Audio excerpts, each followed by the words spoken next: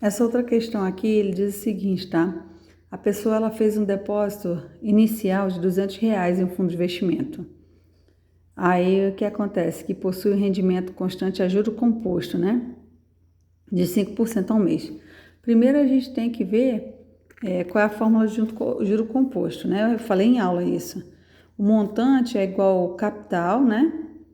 Que multiplica 1 mais I. Esse 1 aqui é da fórmula e o I é a taxa, que no caso aqui é até 5%, tá vendo? Eu até ensinei a transformar essa taxa, esse percentual aqui em um fator multiplicativo. Isso tudo é elevado ao T. T é tempo, né? Tempo que ficou lá. Então diz o seguinte: depositei R$ 200 no investimento a juros compostos a 5% ao mês, AM. Então, vou transformar em fator multiplicativo, 5% é 0,05.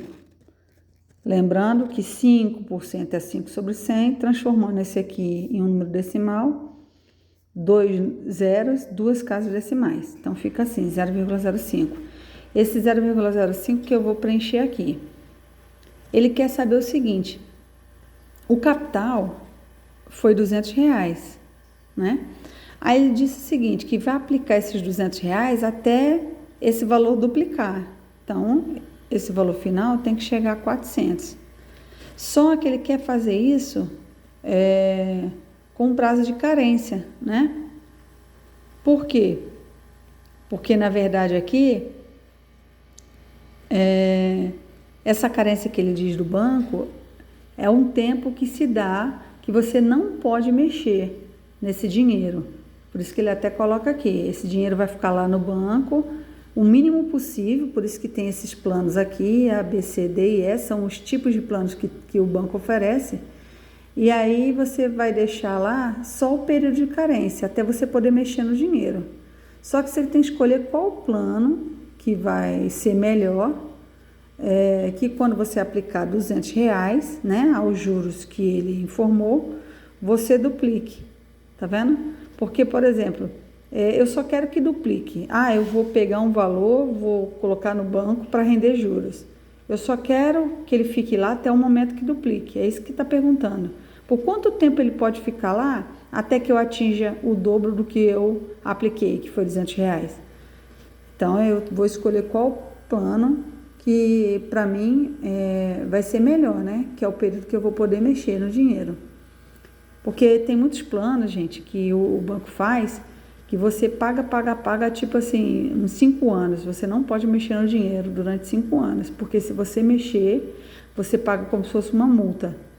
Entendeu? É esse tipo de plano que ele está falando no exercício. Então, às vezes acontece do banco te oferecer um tipo de plano de investimento, que você tem que ficar, um exemplo, depositando todo mês um valor, durante uma certa quantidade de tempo, sem poder mexer. Se mexer, já era. Então, nesse caso aqui, ele quer saber qual é o menor mês possível aqui que eu posso mexer nesse dinheiro, né? Que eu vou utilizar, qual desses planos eu vou utilizar para poder mexer. Então, a gente vai calcular aqui, ó. 400 é igual a 200, que multiplica 1 mais I. O I, eu já vou escrever o 5% transformado em fator. E o T é justamente o tempo que eu quero calcular, né? Que é justamente o tempo que eu vou chegar para saber qual desses planos eu vou escolher, que vai ser melhor para mim. Então, ó, 200 está multiplicando, passa para cá dividindo. 1 mais 0,05 vai ser 1,05 elevado a T. Tá vendo? 400 dividido por 200 vai dar 2, né? 1,05 elevado a T. Para eu resolver isso aqui, eu já percebi no exercício que ele me deu um log de 1,05 e ele me deu o log de 2, que ele mandou considerar 0,30 e 0,02 para log de 1,05. E aí agora, para eu resolver, eu vou aplicar log dos dois lados. Log de 2 na base que eu quiser. Mas a base que eu quero é a base que ele me deu, que é a 10, tá vendo? Então, log de 1,05 elevado a T. Eu ensinei a vocês ter uma propriedade, quando eu tenho um expoente no lugar de esse expoente pode passar para cá multiplicando. Então, vai ser log de 2 na base 10 é igual a t vezes log de 1,05. Só que ele deu, quanto vale log de 2 no exercício? 0,30, então vou substituir aqui 0,30. Quanto é log de 1,05 na base 10? 0,02. 0,02. Quanto vale t, que é o que eu quero? T vai ser 0,30 dividido por 0,02. Quando eu faço isso, eu tenho duas casas aqui, duas aqui, eu posso cortar, simplificar. Então, eu vou ter 30 dividido por 2. Então, t é igual a 15. Log 15 é o tempo mínimo para eu poder mexer no dinheiro lá na aplicação. Então, 15 vai ser o plano B, carência de 15 meses. Quando eu aplicar R$200 a juros compostos de 5% ao mês, após 15 meses, é o tempo necessário para eu mexer no dinheiro, eu posso ir lá e resgatar, e ele vai estar com o dobro, que é 400. Professora, pode ser o plano C? Pode ser o D? Pode ser o E? Pode. Só que aqui no exercício ele pede o tempo mínimo, a menor carência.